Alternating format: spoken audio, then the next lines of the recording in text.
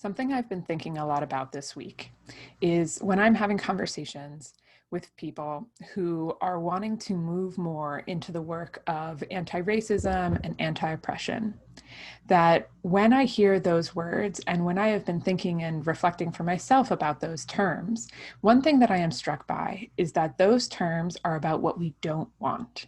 Right? We don't want a world of racism.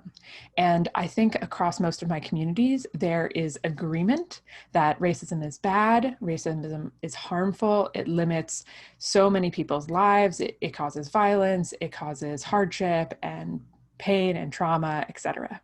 And so there is agreement across all of us, or across many of my communities, that we don't want racism. But what there is a lack of, and what I don't hear as much in the conversation, is what are we for?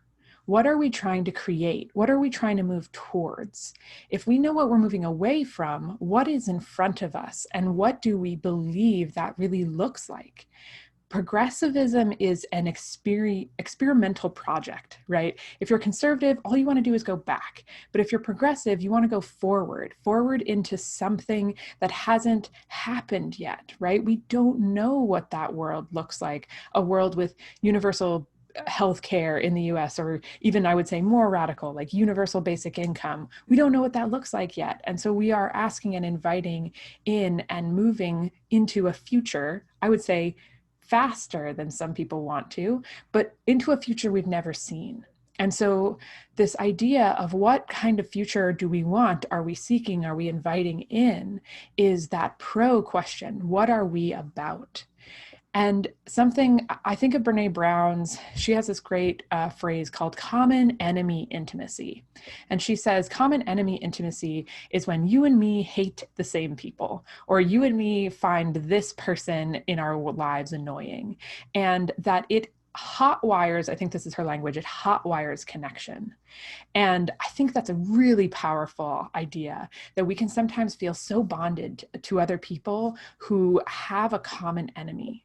But the problem with that is that A, it's not deep and authentic connection, because when that enemy dissolves or goes away, we don't have that connection anymore, and we don't have something else that connects us together. Something that I see, even just thinking about my own positions, my own vision, my own longings and wantings, is that there's an enormous amount of disagreement about what we are wanting for in the social justice community. I think that there are some people who would say, you know what, it's our turn on top. White people have been the dominant group for hundreds of years, and it is our time to be able to be on top. And so we just want to flip the power imbalance. I think some people would say, you know what, we need to dissolve these categories of race altogether. Race should be about as interesting as hair color or eye color. It shouldn't be a remarkable characteristic. And that's what we're working towards. And I think some people would say there are fundamental racial differences, and what we need is equality, but not to dissolve these categories of race. And I would say, all of those positions are things that I have heard within the social justice community, and that those people might all be anti-racist. All of those people might agree, yep, this system we have right now is not working.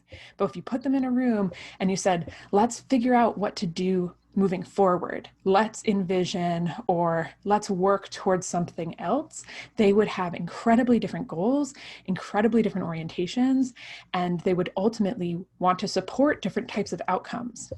So I think it's really important for us to get clear, maybe even more clear, about what we are for, even more so than what we are against.